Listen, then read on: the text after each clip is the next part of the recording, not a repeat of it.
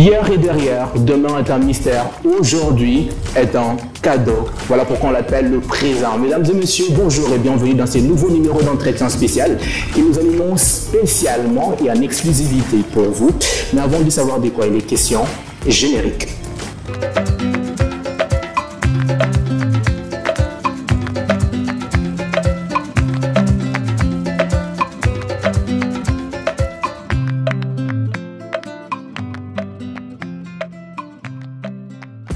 De retour sur ce plateau, les éditions d'Ituna organisent du 31 octobre au 2 novembre 2024 la 4e édition du colloque interdisciplinaire des Noms dans JICA sous le thème « Être noir ». Entre l'héritage et la solution d'un problème. Pour parler des enjeux et défis de ces assises, nous avons le privilège de recevoir en entretien exclusif le président du comité organisateur de ces assises. J'y arrive dans la personne du professeur Apollinaire Chibaka Chikongo. Bonjour et bienvenue. Bonjour. D'abord, Abbé Monsieur l'abbé Apollinaire, voilà. Pas oublier, c'est l'identité fondamentale. Voilà. Très bien. Oui, bonjour, merci beaucoup, merci de me faire l'honneur de m'inviter sur ce plateau que j'aime bien, c'est naturel, c'est en plein air, je pense que ça vaut la peine, c'est un autre style qu'il faut encourager. Alors merci de ce privilège que vous nous accordez, de vous recevoir sur ce plateau. Déjà très rapidement, j'aimerais préciser que vous êtes un recteur de la prestigieuse université officielle de Bujimaï et puis enseignant d'université, professeur. Hormis ces éléments, avez-vous quelque chose d'autre que vous aimeriez ajouter? Comme je l'ai dit, donc je suis d'abord prêtre du diocèse de Bujimaï. Voilà. Et puis il y a d'autres occupations que l'on a, mais présentement, par rapport au thème de votre émission, je suis président du conseil d'administration du projet d'Ituna. Et au sein du projet d'Ituna, il y a une section qui s'occupe de la culture. Et cette section est chapeautée par les éditions d'Ituna. Ils ont 3 grandes activités. La première activité, c'est la fête du livre, une activité culturelle qui est organisée au mois de mars, autour du 22 mars et du 22 avril, s'il vous plaît. Et puis, il y a le colloque interdisciplinaire qui est toujours organisé le dernier week-end du mois d'octobre. Et la 3e activité, c'est la publication des livres écrits par des auteurs, des penseurs, des chercheurs du Kasaï, du Congo d'ailleurs, mais l'objectif étant d'abord de promouvoir l'écriture locale. Voilà donc ce que je peux ajouter à la présentation que vous avez faite. Et donc nous parlons de la 4e édition des assises du colloque interdisciplinaire au nom d'un JICA. On aimerait aller à l'essor. Comment en sommes-nous arrivés là? Bon, comme j'ai dit, Projet d'Ituna est une ASBL qui existe depuis 2006, donc on a 18 ans et nous travaillons dans plusieurs domaines. Il y a le domaine de la souveraineté alimentaire où principalement autour d'une ferme-école, nous accompagnons des paysans. On accompagne plus de 2000 familles paysannes dans la formation, l'appui technique pour qu'ils puissent améliorer leur production agricole, l'élevage et autres. Mais ce volet est accompagné par des activités de protection de l'environnement, de sorte que dans chacun de nos projets, il y a la dimension écologique et nous-mêmes, au sein de la ferme école, nous avons l'élevage de poules, de porcs, de lapins. On vient de commencer l'élevage des chèvres, mais nous avons aussi des champs qui servent à la fois de structures de production, mais aussi des structures de formation, et une forêt artificielle qui est déjà on a déjà fait 32 hectares de forêt artificielle, on y va petit à petit. Donc là, c'est l'un des premiers volets. Le deuxième volet, c'est la scolarisation, où nous modernisons les structures des écoles primaires, secondaires, et même un ISP. Donc ça nous fait déjà, nous sommes déjà intervenus dans 96 écoles en les dotant des structures, des bâtiments et des programmes, différents programmes pour améliorer la formation. Et nous travaillons aussi dans le domaine de la santé. Là, c'est formation, mais aussi construction des structures de santé, les hôpitaux, les puits d'eau, les marchés. Et le quatrième volet, c'est l'accompagnement de la femme.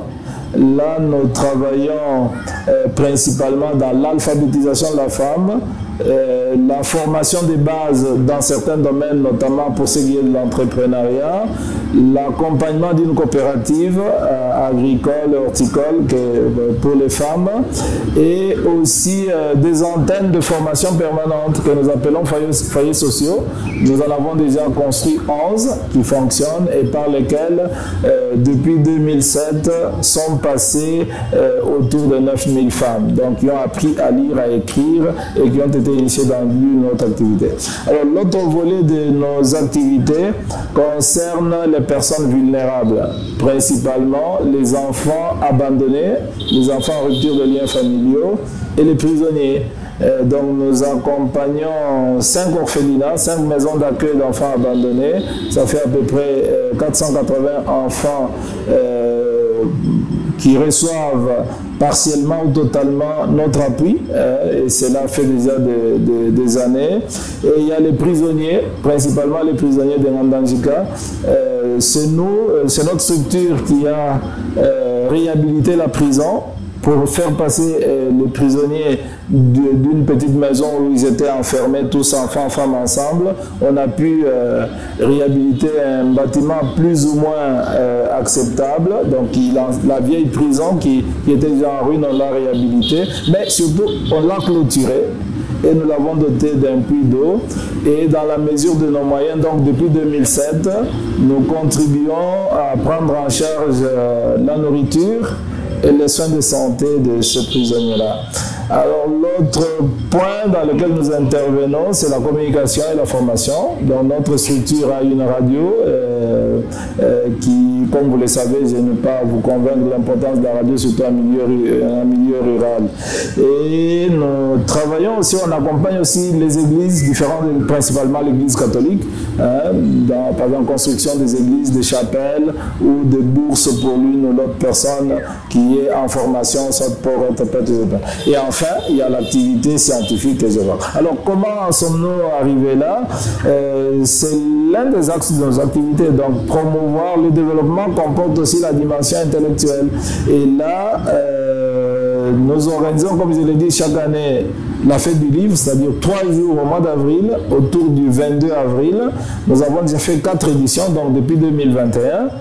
Et là, c'est pour ce qui est la fête du livre. Maintenant, il y a le colloque interdisciplinaire de Ngandanjika, où nous sommes à la 4e édition, donc à partir de jeudi de la semaine prochaine. C'est une passion de contribuer à la science. Et si vous voulez, on pourra revenir sur les 3 premières éditions afin de présenter la 4e édition. Et à ce sujet, j'aurais bien voulu savoir, après que vous ayez énuméré tout ça, l'argent que vous utilisez, ça vient d'où, Monsieur l'abbé? Oui. L'argent, donc on a des bailleurs localement et aussi à l'étranger. Localement, c'est nous-mêmes. Donc il y a des activités que nous finançons par nous-mêmes. Le colloque, par exemple, est une activité totalement financée par notre structure, avec ses propres moyens. Et il y a maintenant d'autres activités, c'est principalement financé par des Européens, des catholiques, mais aussi des institutions d'Espagne, d'Allemagne et dans une certaine mesure de Belgique. Et voilà, donc, et autour de ça, c'est vrai, parfois il y a des latino-américains qui sont intervenus à cause du lien avec l'Espagne. Il y a parfois des Anglais qui sont intervenus, mais nos grands bailleurs sont en Espagne et il y en a aussi en Allemagne et en Belgique. Ouais. Et j'ai quand même pu lire deux, trois documents sur Internet au sujet de ces colloques interdisciplinaires. Il semble que c'est parti d'un groupe d'intellectuels de Mbuji-Mayi qui voulait susciter de l'émulation. J'aimerais que l'on parle alors du choix géographique de la tenue de ces assises. Pourquoi en Andangika, en territoire, disons une ville de la province de Lomami, alors que vous pouvez le faire ici en Mbuji-Mayi ou à Kinshasa, la capitale, pour une activité internationale? D'abord, le projet du Tonga est basé en Andangika. Exact. Donc, notre objectif, l'activité n'est pas en fait une activité populaire. C'est une activité où nous réunissons des professeurs d'université. Cette année, par exemple, on aura à peu près 30 professeurs d'université que nous internons, qui vont passer ensemble au total 5 jours, dont 3 de colloque. Alors, pourquoi? Parce que c'est d'abord c'est la base, c'est là que se trouve le siège du projet du Tonga, c'est là que le projet du Tonga développe ses activités. Pourquoi? Parce qu'il n'y a pas de raison qui s'oppose que ce soit là. Donc, c'est un choix, ça peut être en Mbuji-Mayi, ça peut être ailleurs, à chacun de faire son choix. Alors moi, j'ai fait le choix du lieu où nous avons nos activités et où nous avons les structures qui nous permettent d'accueillir les personnes. Vous voyez, par exemple, une activité comme celle-là, organiser un colloque comme celui-ci, au bas mot, ça signifie à peu près 30 000 $. Qu'il faut réunir, pour déplacer les professeurs. Par exemple, cette année, il y en a un qui vient d'Haïti, il y en a qui viennent de l'Europe, et il y en a qui viennent d'Afrique du Sud, il y en a qui viennent de Kinshasa, de Lubumbashi, d'autres villes du Congo. Et ces gens-là, il faut assurer leur transport, leur logement, leur restauration. Et donc, il y a tout un travail, disons, de logistique qui est coûteux. Et il s'est fait heureusement qu'en Andangika, le projet du Tonga a son guest house, a donc une structure d'accueil où on peut loger les gens dans des conditions qui n'ont rien à envier à Mbuji-Mayi. Je pense qu'il faut démonopoliser les activités. Moi, je crois au village. D'ailleurs, c'est le thème du premier colloque. Le premier colloque interdisciplinaire avec pour thème « Le village et l'avenir de l'Afrique noire ». Et pour moi, je ne crois pas aux bidonvilles, disons Kinshasa, Mbuji-Mayi. Je ne crois pas. C'est des milieux où je vis forcé. Je crois plutôt au village. Et d'ailleurs, les actes du premier colloque ont été publiés. J'exprimais ma foi au village. Penser que c'est des milieux où on peut agir plus facilement et transformer notre société. Et donc, amener, et puis la société congolaise, par exemple, est à 65% villageoise, paysanne, donc c'est dans le village. Donc, amener ces activités vers le village, ça a beaucoup d'avantages. C'est notre slogan, par exemple, c'est voir la tête d'un professeur. Alors, que des enfants d'un village voient la tête d'un professeur, découvrent qu'un professeur, c'est pas un mythe, c'est une réalité, et qu'on peut le devenir, c'est pour nous très, très encourageant. Mais il y a aussi cette retraite-là, c'est-à-dire, on n'est pas à Kinshasa où il y a du bruit, on n'est pas non, on est dans un milieu où on est recueilli, où 30 professeurs vivent ensemble et réfléchissent sur un thème avec différentes conférences. On retient dans vos mots que vous ne croyez pas dans les bidonvilles, mais c'est un temps de recueillement pour les professeurs. Il faut être loin des bruits.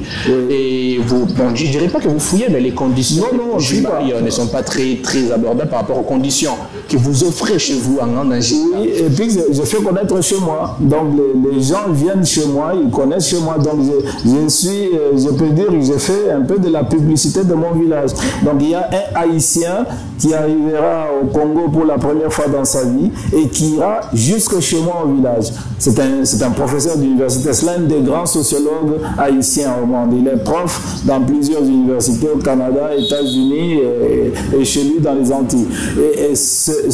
Il a 82 ans. Ce professeur-là ira chez moi au village. Donc c'est pour vous une fierté. C'est pour moi une fierté. J'ai fait connaître mon village. Le grand professeur Ndaiwel, Isidore Ndaiwel, qui est le grand historien congolais, l'un des grands historiens africains, ira chez moi au village, ça va? Ndaiwel arrivera en Mbuji-Mayi, mais il va aller chez moi. Donc moi j'aime chez moi. J'aimerais aussi que les gens aiment chez eux comme moi j'aime chez moi. Donc que tous ceux qui le peuvent aiment chez eux. Alors, que tous ceux qui le peuvent puissent aimer chez eux. La prochaine question, déjà ces enseignants viennent d'ici et d'ailleurs. Un colloque organisé pour stimuler de l'émulation. Pourquoi faire venir ces enseignants d'ailleurs alors pour avoir une main d'œuvre 100% made in DRC? Non, il y a des professeurs de Mbuji-Mayi qui vont y aller. Donc on n'est pas se limiter qu'à eux. Non, ici on est dans un monde où on met en contexte, où on met ensemble plusieurs compétences. Il n'est pas question d'aborder, il faut ouvrir ce monde aux autres. Donc on n'est pas ici dans une espèce d'île sans communication. On mène une recherche, on réfléchit sur des questions. C'est tous les colloques. On a fait venir plusieurs personnes qui viennent d'ailleurs, qui viennent donc le premier colloque. Il y a des gens qui sont venus qui sont venus d'Europe, qui sont venus d'ici. Il y a quand même le prof qui était en ce moment-là, Kalouba, qui était en ce moment le président de la Cour constitutionnelle, était là, à ce colloque-là. Donc nous choisissons des professeurs de divers horizons, congolais et ailleurs. Donc d'ailleurs la majorité sont congolais. Donc il y a des professeurs de l'université officielle de Mbuji-Mayi qui vont être là. Il y a des professeurs de l'université de Mbuji-Mayi. Il y a des professeurs de l'ISP Mbuji-Mayi, donc qui vont être à ce colloque-là. Il y a des professeurs de l'UNIKIN, de l'UPEN, et il y a des professeurs de l'université d'Afrique du Sud qui vont être là. Il y a des professeurs de Suisse, d'Italie. Donc là, on réunit des professeurs, ça va, mais on les réunit dans un milieu beau, paisible. On fait découvrir notre Congo. Le Congo, c'est pas Kinshasa, c'est pas Lubumbashi, Mbuji-Mayi, Goma, c'est pas quoi. Le Congo, c'est aussi chez moi en Ngandanjika. Et donc, j'aimerais que les gens fassent de même. Donc, vous aimez chez vous, faites quelque chose pour faire connaître chez vous, pour promouvoir chez vous. Et donc ceux-là qui vont venir, ils connaissent, disons chez moi c'est pas inconnu, donc tout le Congolais, l'INERA de Ngandanjika, donc ils connaissent quand même un peu. Mais là je les amène, ils vont être chez moi et découvrir chez moi et réfléchir chez moi. Et très rapidement, on parle de ces sujets intradoirs, entre l'héritage et la solution d'un problème. Quand bien même on doit attendre la tenue de ces assises pour en savoir de quoi il s'agit, déjà il y a quoi derrière ces thèmes? Bon, écoutez, moi, si les gens me lisent, moi, mon écriture est une écriture plurielle. Je suis dans la littérature, j'écris des romans, j'écrivais, je n'ai plus le temps de le faire, j'écris des petits essais, je suis en théologie, je suis dans d'autres choses. Mais si quelqu'un est attentif, la plupart de mes écrits portent sur l'homme noir, sur la situation du noir. Donc ça a toujours été pour moi une question intellectuelle importante, qui est bien antérieure. J'étais encore jeune au séminaire, donc la question de l'Afrique m'a toujours préoccupé, l'Afrique noire m'a toujours préoccupé. Et puis avoir découvert l'Europe et aussi avoir fait l'expérience du racisme. Et ça m'a aidé à prendre conscience de la singularité de la noirceur. C'est-à-dire l'homme noir, d'ailleurs j'utilise les deux termes, ma conférence à moi, c'est il y a le noir et le nègre. En fait, être noir est un fait de la nature. Être nègre est un fait de l'histoire. D'ailleurs, l'une des thèses que je vais défendre, c'est que la nature a mis au monde le noir et l'histoire en a fait un nègre. C'est quoi un nègre? C'est un homme digne de mépris, digne de persécution, digne de traitement négatif du fait de sa race. Ça va? Et c'est ça ce que nous devons en prendre compte. Nous ne sommes pas une minorité, nous ne sommes pas une race dont le sort peut être comparé à d'autres races. Ça va? Nous sommes la race la plus haïe au monde et la plus persécutée et la plus malheureuse. C'est fort ce que vous dites, mais c'est la réalité. Vous estimez que la race noire est la race la plus haïe au monde, la plus persécutée. Oui, pas seulement. Non, mais ce sont les faits. Pas seulement, c'est-à-dire, nous sommes victimes d'un double racisme. Il y a ce que j'appelle l'exo-racisme, le racisme que les autres nous imposent, qui nous nie comme noirs, qui nous considèrent à peine comme des êtres humains. Et pour vous en rendre compte, suivez les matchs de football en Europe. Comment sont traités les joueurs noirs?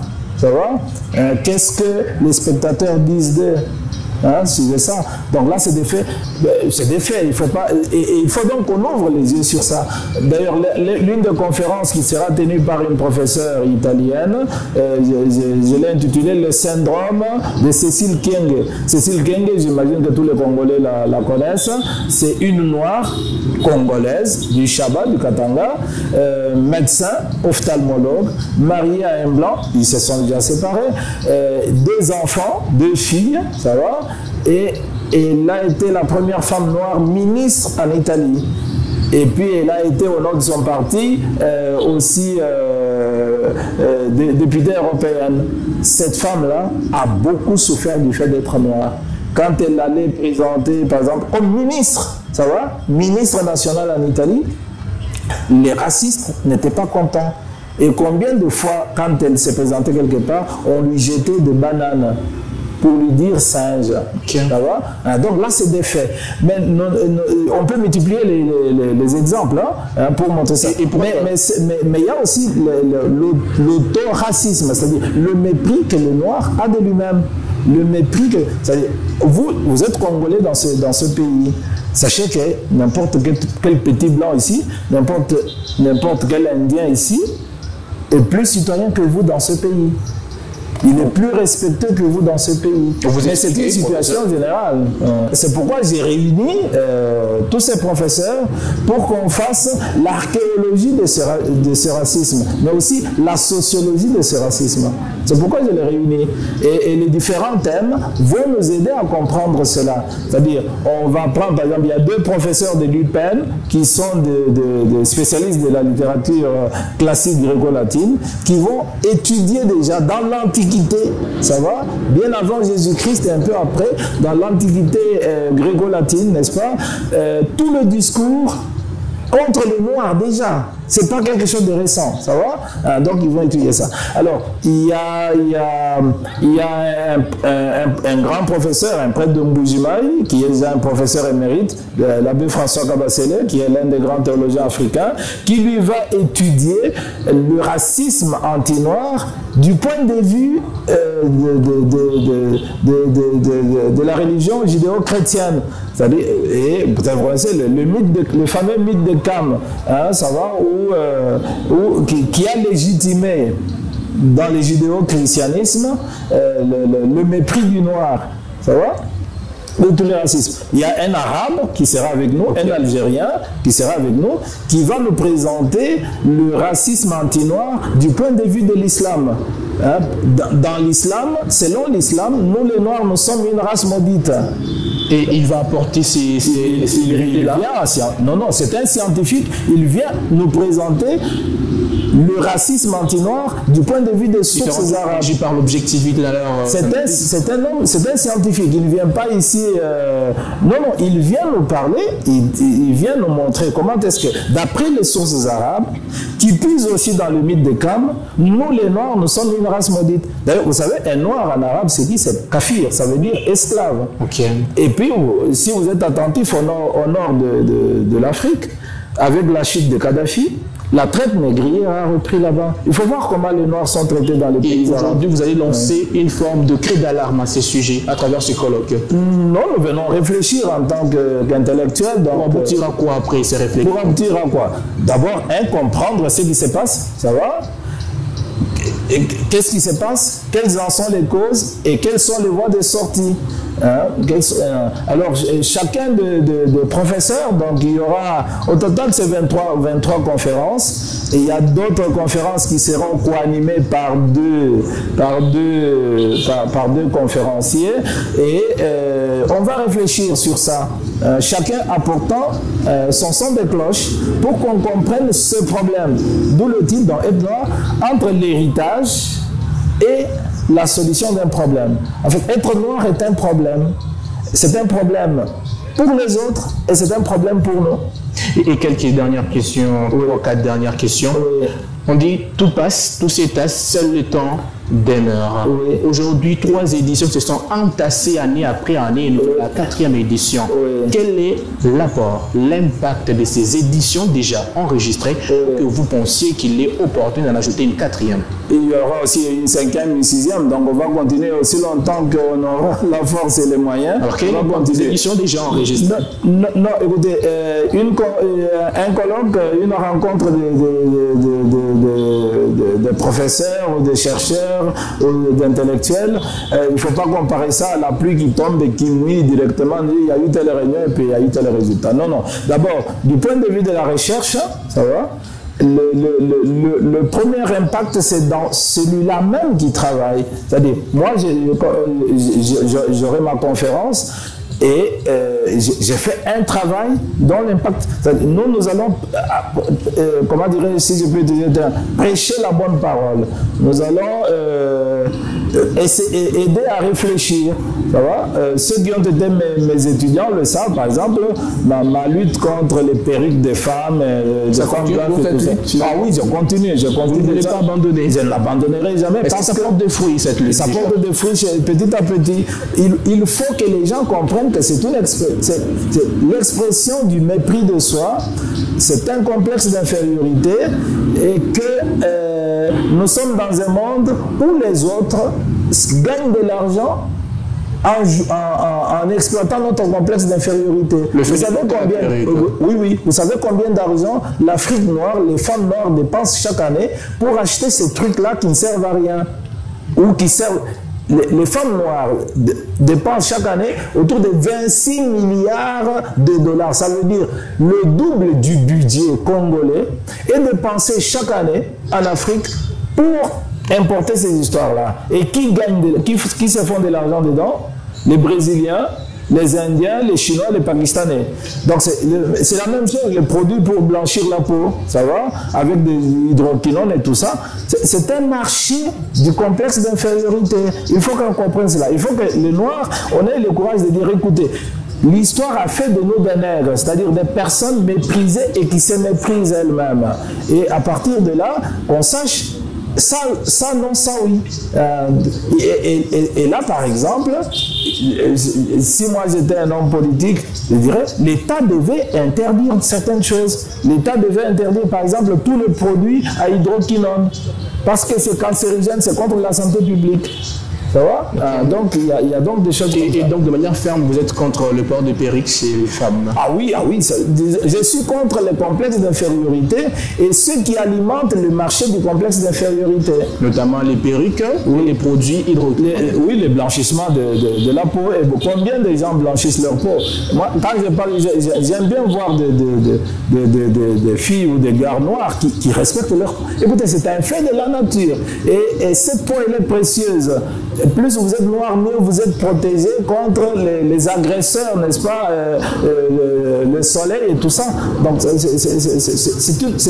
il faut donc qu'on comprenne que nous sommes beaux, hein, et que tel que nous sommes, ces cheveux, cette chevelure ici, elle est adaptée à notre climat et nous protège. Alors, quand vous voyez une pauvre fille là-bas qui va se casser inutilement, maintenant même, ça se colle même sur la peau, ça va, avec tout c'est un problème de santé mentale et de santé physique. Et donc, mais là, ce n'est que l'un des thèmes qu'on va aborder. Donc, disons, c'est juste une illustration pour vous dire que nous sommes ancrés dans cela, dans ce complexe d'infériorité qui nous a été inoculé par l'histoire. Et donc, professeur, après l'organisation de ces différentes organisations, de ces différentes assises, se pose la question de savoir quelles sont les perspectives d'avenir. Vous allez vous cantonner à ce qui est déjà mis en place ou vous avez de nouvelles ambitions et des nouveaux projets? Ah non, nous allons, l'année prochaine, il y aura un autre colloque. En 2026, un autre, d'autant plus que ça va faire les 20 ans d'existence de Dituna. Donc, voilà, dans la mesure du possible. Comme je vous le dis, nous le finançons par nos propres moyens.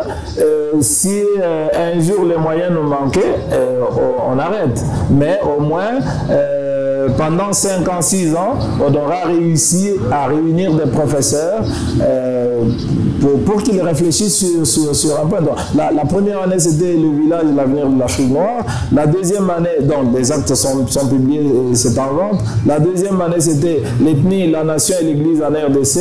Les actes ne sont pas encore publiés parce qu'il y a tel ou tel autre auteur qui n'avait pas déposé à temps le texte, mais c'est pour bientôt qu'on va le publier.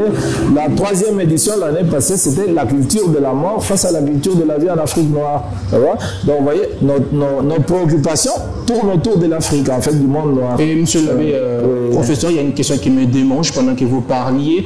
Vous avez dit le jour où vous allez manquer de financement, ça veut dire qu'il n'y aura plus la tenue de ces il n'y aura pas d'organisation. On dit tout succès sans successeur n'est qu'échec d'avance.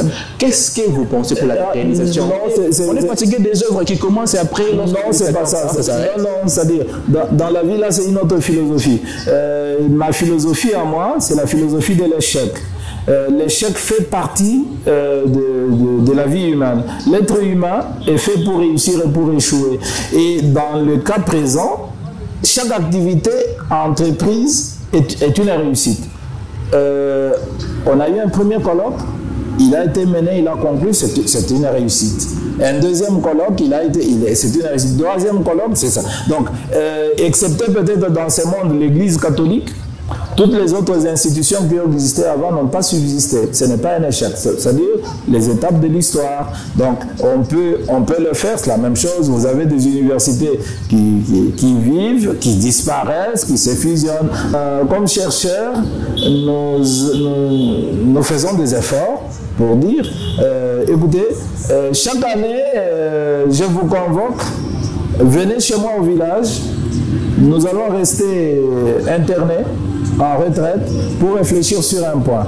Donc cette année on le fait, l'année prochaine on le fera, l'autre année on le fera. Il peut arriver un temps où on n'a plus de moyens, mais entre-temps c'est une structure et nous espérons que d'autres personnes apporteront aussi leur appui. Souvent je suis surpris, les gens disent « Oh, nous voulons aller en Tanganyika au colloque, très bien, mais ils veulent quoi? Que je prenne en charge leur transport, leur séjour, et j'organise pour eux les journées. Et donc, ils ne pensent rien. Ils ne disent pas, le transport c'est de l'argent, le séjour c'est de l'argent, mais où est-ce que ces messieurs le trouvent? C'est-à-dire quelqu'un peut dire, je vais moi aussi participer, parce qu'il va apprendre, il va participer à un effort de réflexion. Et donc, là c'est un défaut de notre société, c'est-à-dire, c'est une société où il y a très peu de mécènes, c'est-à-dire des gens qui peuvent appuyer des activités culturelles, qui peuvent appuyer des activités intellectuelles. Il faut que les gens comprennent cela et que chacun apporte sa part. Merci beaucoup, monsieur l'abbé. La dernière question au sujet de ces colloques, quelles sont les contraintes? Bon, disons, trouver des professeurs disponibles, ce n'est pas, c'est tout ce qu'il y a de plus facile. C'est-à-dire, chaque fois que j'ai pu contacter des professeurs pour demander leur disponibilité, j'en ai. D'ailleurs, même la semaine passée, il y en a, oh, je ne savais pas, je veux venir, mais c'est déjà un peu tard, donc on ne saura pas le faire. Les grandes contraintes sont des contraintes financières, c'est-à-dire, c'est une activité qui coûte, hein, au bas mot, c'est 30 000 $. Il faut les trouver par soi-même, il faut économiser, il faut le faire. Parfois, je suis édifié au village par des personnes, quelqu'un qui vous dit, monsieur l'abbé, prenez mes 10 $ comme contribution à l'organisation, ça fait du bien. Et chez moi au village, beaucoup de gens le font. Ils viennent participer en disant « j'ai payé 10 $ pour participer ». C'est déjà très encourageant. Donc la grande contrainte est financière. Ailleurs, de telles activités sont même financés par l'État. Donc, vous sollicitez de l'aide. Ici, la seule expérience que j'ai connue, une fois on m'avait dit écrivez ceci, on va aider, et rien n'a été fait. Au contraire, quand le colloque a pris fin, j'ai eu une lettre d'une division de culture qui me demandait de payer un impôt pour cette activité-là, comme si c'était une activité qui avait généré de recettes. Et donc, monsieur l'abbé recteur, ça fait qu'il y a différentes personnalités, différents professeurs qui vont venir. D'ailleurs, l'occasion pour nous, on aimerait bien être là, interviewer certains de ces enseignants, avoir leur point de vue, recueillir leurs propos sur ces sujets, le racisme, qui vous permettez. Oui. Disons, mais ce n'est pas un racisme seulement. Nous ne sommes pas que des victimes, nous sommes aussi des bourreaux de nous-mêmes. De vous-même. Ah, oui. Et rapidement, on va placer un mot sur l'actualité, en dehors un tout petit peu de ce colloque. Le recteur, je le précise, vous êtes le recteur de la prestigieuse université officielle de Mbuji-Mayi, qui a récemment pu acquérir un studio ultra moderne pour les étudiants ainsi qu'on parlera également de ces matériels que vous avez pu acquérir pour les laboratoires de la géologie, et aussi vous avez construit des nouveaux bâtiments, des nouveaux auditoires pour les étudiants de la médecine. Vous faites ça pourquoi? Il y a quoi derrière ces actes? Écoutez, disons, mais c'est l'argent de l'université. L'université fonctionne avec un budget, c'est pas mon argent. C'est-à-dire les étudiants payent et l'argent qu'ils payent couvre des secteurs spécifiques de fonctionnement. Et le conseil d'établissement de l'université dit que autant d'argent pour ceci, pour ça, pour ça, pour ça. Tout ce que nous faisons, c'est exécuter le budget de l'institution. Donc, vous trouvez anormal qu'une université ait dans sa faculté de géologie et un laboratoire de géologie. Nous trouvons normal que vous preniez l'argent et que vous puissiez faire ce qui est attendu de vous, alors que vous avez la possibilité de vous aligner comme beaucoup les font dans vos poches. Vous avez besoin de fonds pour le projet du tournant. Pourquoi? Non, au contraire, je ne vais pas le dire ici, au contraire, le projet du Torah, de l'une ou l'autre manière, contribue à certains des projets qui sont réalisés là, donc il n'y a aucun problème. Non, le projet du Torah, c'est bailleur. Vous le faites pourquoi? Voilà, pourquoi vous le faites? Pourquoi je le fais? Parce que c'est mon devoir. C'est dur qui... Mais pourquoi est-ce que les Congolais suspectent le citoyen qui s'acquitte de ses obligations? Parce que c'est suspect, bien sûr. Ça sort de l'ordinaire, ça accepte à la loi. Donc, oui, je suis un peu scandalisé que les gens trouvent anormal ce qui est normal. C'est-à-dire, on doit comprendre que, disons, moi je suis recteur d'une institution. L'État congolais m'a demandé, avec l'autorisation de mon évêque, de rendre service pendant un temps en dirigeant cette institution-là. Et les membres de cette institution m'ont dit, voici ce qui ne va pas dans cette institution, voici ce qui marche, voici ce que vous devez faire. Et l'une des choses qu'ils nous avaient recommandé, c'est la gestion orthodoxe des fonds. Et donc, une université comme la nôtre est une grande université, elle a beaucoup d'étudiants, et par conséquent, elle a des moyens de sa politique. Ces moyens ont commencé à exister avec votre arrivée? Écoutez, moi je parle de ce que moi j'ai fait, c'est-à-dire, je suis arrivé, on m'a confié une université, les étudiants payent, c'est vrai qu'ils ne payent pas tous. Par exemple, cette année, 28% des frais dus à l'université ne sont pas encore versés. J'espère qu'ils le soient. L'année passée, nous avons fini l'année avec autour de 32% des frais dus à l'université qui n'ont pas été donnés. Mais quoi qu'il en soit, les frais qui nous sont donnés, s'ils sont bien gérés, font fonctionner l'université.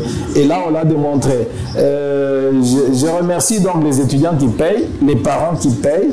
Je remercie mes collaborateurs, ça va, qui le font. Je remercie les membres du comité de gestion parce que ensemble avec eux, on a pu arrêter une politique de gestion qui est en train de porter ses fruits. Quelqu'un me disait, il y a un prof qui me disait hier que quand vous aviez commencé à construire, je n'y croyais pas. Il disait, comme toujours, on commencera, on ne va pas achever. On a démontré qu'on peut commencer et on peut achever. Un autre même me disait, vous savez que depuis que cette université existe, 31 ans, c'est la première fois que des auditoires sont construits sur fonds propres. Il y a eu des auditoires en Ngokassa, il y a eu des auditoires Moïse Katumbi, inachevé, il y a eu la salle du cinquantenaire par Jean-Pierre Bemba, mais c'est la première fois que cette université construit et termine. Et là, on a construit et terminé. Bravo à tout le monde, que tout le monde soit heureux. Et on peut donc démontrer qu'au bout de 3 ans de gestion, nous avons apuré une dette de plus de 850 000 $ qu'on a trouvé, ça va, de régulariser la situation, disons, assainir les finances et avoir les moyens de notre politique. Donc, l'État a l'obligation de faire ce qu'il fait, mais si on gère bien l'argent que les étudiants nous donnent, nous pouvons faire cela. Donc cette année, on a démontré qu'on peut construire 6 grands auditoires, chaque auditoire 350 places, on peut construire et équiper. Cela veut dire qu'on peut faire ça chaque année. Donc, en 30 ans d'existence, à cette allure-là, c'est-à-dire dans 10 ans, on peut construire 60 auditoires sur fonds propres. Et pas seulement ça, c'est-à-dire les laboratoires, on a acquis des laboratoires en une année, cela veut dire qu'en 5 ans, l'université peut avoir des laboratoires modernes. On a acquis une maison qu'on a transformée en guest house. Tout ça, c'est avec les fonds de l'année passée et de cette année. Du moment qu'on a vidé la dette que nous avions trouvée, donc 2023-2024, on nous a permis de faire ça. On n'a pas de dette, donc l'année prochaine, on peut encore faire mieux. Et ceux qui viendront après moi peuvent donc voir qu'il est possible avec les mois. Cela démontre vous. Oui, moi je ne suis pas éternel là-bas. C'est un mandat. C'est un mandat d'un temps. Et puis, par exemple, aujourd'hui, si mon évêque dit c'est fini, je vous envoie telle part, c'est fini. Donc c'est un mandat. Donc je dépends de mon évêque, je dépends de l'État qui m'ont confié un mandat et il prendra fin. Je suis déjà à la 3e année, donc je suis presque à la fin de mon mandat. Vous ne voulez pas renouveler? Écoutez, je suis à la fin de mon mandat. Moi, je suis prêtre, je dépends de mon évêque. Alors, vous êtes prêtre, vous dépendez de votre évêque. Mesdames et messieurs, c'était un plaisir d'avoir reçu monsieur l'abbé recteur Apollinaire Tshibaka Tshikongo. Un dernier mot. Merci beaucoup. Je suis heureux je voudrais vous remercier. Je crois que vous avez été mon étudiant. Exactement. C'est ça. Donc je suis fier de rencontrer mes étudiants qui ne sont pas demandeurs d'emploi, qui sont créateurs d'emploi. Je vous vois vous, mais derrière les 3 caméras, je vois des jeunes. J'imagine que c'est des jeunes qui vous accompagnent et donc vous avez au moins ici 4 emplois créés par un de nos étudiants. Et donc c'est très important. On n'est pas formé pour devenir après des quémandeurs d'emploi. Il faut faire tourner la tête, se dire, écoutez, j'ai été formé, qu'est-ce que j'ai fait de ce que j'ai appris? Qu'est-ce que je dois faire de ce que j'ai appris? Je dois en vivre, c'est-à-dire convertir en moyen de vie les connaissances que j'ai emmagasinées. Ça, c'est le grand défi. Moi, ça me fait mal de voir des jeunes gens qui ont fini les études et qui ne savent plus que faire de leur vie. Donc, j'en profite donc pour vous féliciter. Merci. Mais aussi pour dire merci à mon université. Dire, écoutez, malgré les conditions difficiles dans lesquelles nous évoluons, notre université met sur le marché de l'emploi et de la création de l'emploi des jeunes gens talentueux. Donc l'université officielle de Mbuji-Mayi doit être fière d'elle-même, fière de chacun de ses étudiants qui, après le diplôme, ouvre un chemin de vie. Il y en a qui rêvent de devenir riches du jour au lendemain. Non, non, c'est petit à petit. C'est-à-dire, ce travail que vous faites, c'est avec des dettes par-ci, c'est avec des souffrances par-là. Vous réussirez, vous échouerez, mais n'oubliez pas, l'échec comporte beaucoup de vertus. Et le succès vous invite à l'humilité et aller de l'avant. Et parce que vous êtes dans ce monde-là, un conseil, je pense que je vous ai eu dans mon cours d'éthique de communication. Donc, le respect de la vérité et le respect de la dignité de l'autre. Hein, le monde de la communication est un monde dans lequel évoluent des sorciers, ça va, c'est-à-dire des personnes qui peuvent être là pour détruire le monde et détruire les autres, mais il peut être aussi le monde où évoluent des professionnels, c'est-à-dire des personnes qui sont au service de causes nobles. Alors soyez donc de ces personnes-là et vous aurez la voie ouverte, quoi. Merci beaucoup, monsieur l'abbé recteur et professeur Apollinaire Tshibaka Tshikomo. C'était un plaisir et un privilège pour nous de vous avoir sur ces plateaux spéciaux d'entretien exclusif. C'était, comme je l'ai souligné, un immense plaisir parce qu'il faut préciser, vous avez été mon professeur et aujourd'hui, je vous ai reçu sur un plateau pour comme invité. Au plaisir de vous retrouver déjà d'ici à Manajika pour le colloque. Ça va, c'est bien ouvert à tout le monde. Alors, on va profiter de rencontrer ces différentes personnalités. Ah, ça vaut la peine, hein? Il faut venir là, vous aurez des grands professeurs, des très grands professeurs. Merci beaucoup à toute la grande équipe qui nous a accompagnés. D'ici là, portez-vous bien. Merci. Merci.